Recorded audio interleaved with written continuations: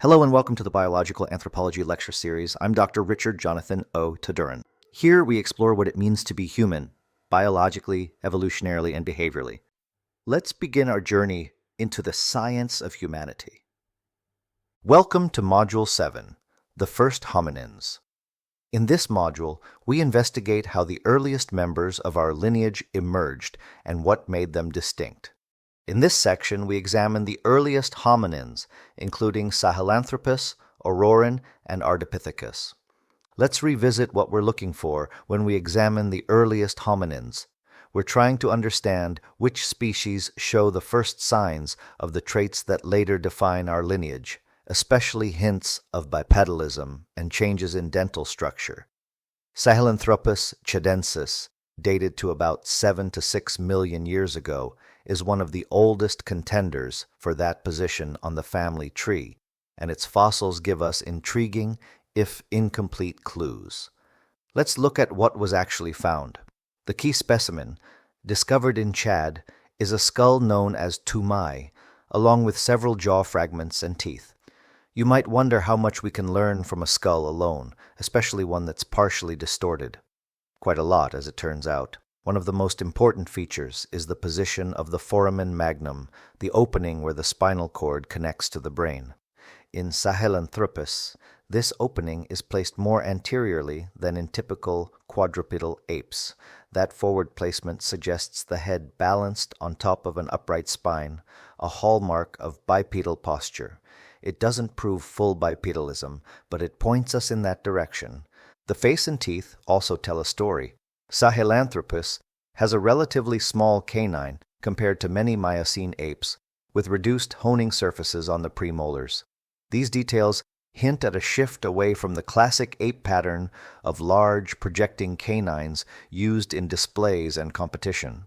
When you pair that with a thick brow ridge and a brain size around 350 cubic centimeters, much closer to apes than to later hominins, you get a creature with a blend of primitive and derived features.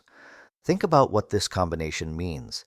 It suggests that certain hominin-like traits, especially in chewing and posture, may have begun evolving earlier than once thought, and its location in Central Africa expands the geographic picture of early hominin evolution beyond the East African Rift. So, while Sahelanthropus tchadensis doesn't give us the full blueprint of early bipedalism, it provides a crucial first clue, a species standing near the base of our lineage, showing early expressions of traits that would later define the hominin path. Let's revisit what makes a fossil especially valuable in discussions about early hominin evolution. When we move beyond skulls and teeth and begin to see postcranial remains, bones from the limbs or pelvis, we gain insight into how an organism actually moved. This is why Orrorin tugenensis, dated to around 6 million years ago and discovered in Kenya's Tugen Hills, is such an important species to examine. It gives us rare early evidence of the locomotor behavior of a possible hominin. Let's look at what was found. The remains of Orrorin include fragments of the femur, parts of the arm, and pieces of the jaw and teeth. You might wonder how these scattered pieces help us reconstruct behavior. The key lies in the femur, especially the femoral neck, and the distribution of cortical bone.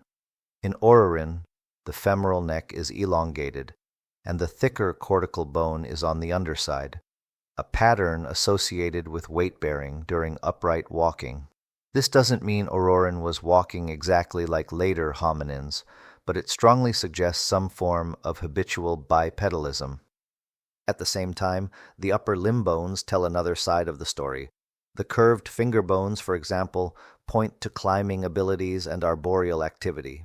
So rather than imagining Orrorin as a fully terrestrial walker, it's more accurate to picture an animal comfortable both on the ground and in the trees, a mosaic of traits which fits well with what we see in other early hominins. The dental remains add useful context. The canines are smaller than those of many Miocene apes, and the enamel is thick, hinting at dietary changes that align more with later hominin patterns. These details may seem minor, but they contribute to the bigger picture of a lineage gradually shifting in both locomotion and feeding strategy. Think about what this combination tells us. Orrorin tugenensis shows early experimentation with bipedal posture while retaining strong climbing abilities. It adds another important data point to the idea that bipedalism emerged in environments where hominins still relied heavily on trees.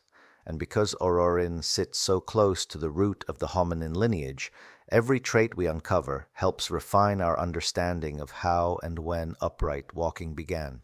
So in studying Orrorin, we're not just analyzing a few bones, we're watching the earliest stages of a locomotor transition that would eventually define our entire lineage. Let's revisit what we're hoping to understand from these early hominins. By the time we reach the genus Ardipithecus, including kadabba, at about 5.8 to 5.2 million years ago, and ramidus at around 4.4 million years ago, we're looking at species that give us a clearer window into the transition between the earliest, more ape-like hominins and the later Australopithecus forms. These fossils provide some of the most detailed evidence we have for how early bipedalism and changes in social behavior may have taken shape. Let's look first at Ardipithecus kadabba. Although the remains are fragmentary, mostly teeth and some postcranial pieces, they already hint at a shift toward a hominin-like stance. The canines show reduced honing, suggesting that the classic ape-style slicing complex was weakening. You might wonder why that matters, because changes in canine shape and wear can tell us not only about diet, but about patterns of aggression and social interaction. Even at this early stage, we see signs that kadabba was moving away from the behaviors associated with large, projecting canines. As we transition to Ardipithecus ramidus, the better-known species thanks to the remarkable partial skeleton nicknamed Ardi. Ramidus gives us a rare opportunity to examine the entire body plan of an early hominin. Let's look at the pelvis first. It shows a mosaic of traits, some features that support upright walking and others that reflect continued climbing ability. The upper pelvis is more hominin-like, helping stabilize the trunk during bipedal locomotion, while the lower pelvis retains traits linked to arboreal movement. The foot tells a similar story. The big toe remains opposable, which is excellent for grasping branches, but the structure of the rest of the foot shows adaptations for pushing off during bipedal steps. This mixture suggests that ramidus practiced a form of terrestrial bipedality, but still relied heavily on climbing. Think of it as an early experiment in upright posture, not yet the committed bipedalism we later see in Australopithecus. Another remarkable point concerns habitat. For a long time, people assumed bipedalism evolved in open grasslands, but Ardipithecus fossils were found in woodland environments. This challenges earlier assumptions and encourages us to think more flexibly about the ecological conditions under which early hominins lived. You might wonder what that means for locomotion. It means that upright walking may have emerged not as an adaptation to open savannas, but within habitats where trees were still central to daily life. Social behavior also comes into focus. Ramidus exhibits reduced canine size and little sexual dimorphism compared to many apes, which Lovejoy and others have interpreted as evidence for changes in mating systems and reduced male aggression. While interpretations vary, the anatomy certainly points to a shift in social dynamics. So, when we look at Ardipithecus kadabba and ramidus, we're seeing species that bridge the gap between earlier hominin candidates and the more fully bipedal Australopithecines.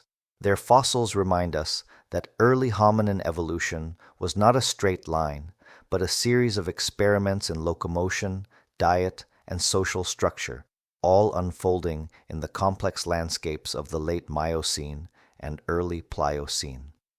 Let's revisit what we've seen across these early hominins, from Sahelanthropus to Orrorin to Ardipithecus.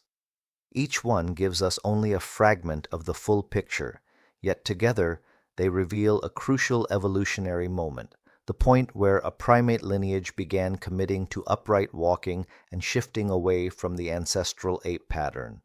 Let's look at why this matters. Bipedalism appears early, long before larger brains or stone tools, which tells us that locomotion, not cognition or culture, was the first major transformation in hominin evolution. You might wonder what drove such a change. The truth is, no single hypothesis explains everything, but the fossils clearly show experimentation. Partial bipedal traits emerging alongside strong climbing abilities, and changes in canine size unfolding while brains remained small. These species bridge the gap between the Miocene apes and the later Australopithecines. Without them, the evolutionary jump would look abrupt and difficult to explain. Instead, we see a gradual layering of traits, anatomical hints of an upright gait, early signs of dietary shifts, and social patterns beginning to diverge from those of other primates. So the evolutionary significance of these early hominins is simple but profound. They mark the beginning of the hominin path, showing us how our lineage first took shape and setting the stage for everything that follows in human evolution. First, let's revisit the journey we've taken in this module. We began by identifying the traits that define hominins, habitual bipedalism and non-honing chewing, and used those clues to trace the earliest signs of our lineage in the fossil record. From there, we explored the major hypotheses that attempt to explain why these traits emerged, whether through shifting environments, new social strategies, or combinations of pressures. Finally, we looked closely at some of the earliest known hominins, Sahelanthropus, Orrorin, and Ardipithecus, to see how those ideas play out in real fossils. Think about what all of this adds up to. These species don't give us a single neat answer about human origins, but they show us that evolution works through gradual experimentation. You might wonder why creatures with such small brains and such primitive anatomies matter so much to the human story. The answer is that they reveal the first steps, literal and anatomical, that set our lineage apart. Long before stone tools or cultural complexity, long before the dramatic brain expansion of Homo, early hominins were already moving and behaving differently from their ape relatives. Now, this part is important. The earliest hominins remind us that human evolution didn't begin with sudden breakthroughs.